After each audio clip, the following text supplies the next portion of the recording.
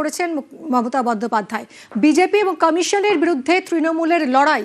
ভবানীপুরে মনোনয়ন বাতিলের চেষ্টা হয়েছিল, বিস্ফোরক অভিযোগ তৃণমূল নেত্রীর।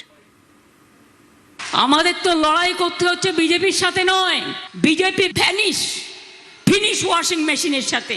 এমনকি কালকে আমার ভোট কেন্দ্রে জেনে রাখুন, আমার নমিনেশন নিয়ে, আমার নমিনেশন কাটবার জন্য ওই গদ্দাররা আমার নামে দুটো মিথ্যে অ্যাফিডেভিট করে আমার নমিনেশন ক্যান্সেল করার চেষ্টা করেছিল।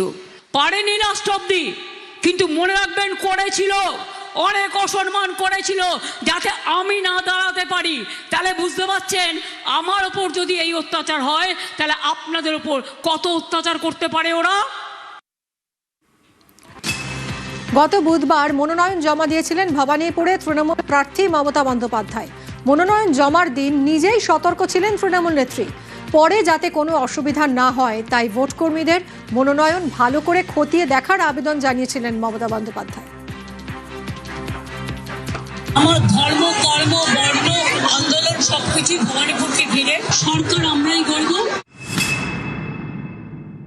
এটা তো সুপ্রিম কোর্টেরই অর্ডার ছিল, যারা অ্যাডজুডিকেশন আছে তারা জেনুইন ভোটার, ট্রিবিউনালে বাদ বাকি লোকেরা যাবে এবং ট্রিবিউনালে সেটেলড হবে। তাহলে ফ্রোজেন করে দেওয়ার মানেটা কি, এটা আমার মাথায় ঢুকছে না। আমরা এটা নিয়ে আবার যাব, আবার বিচার চাই।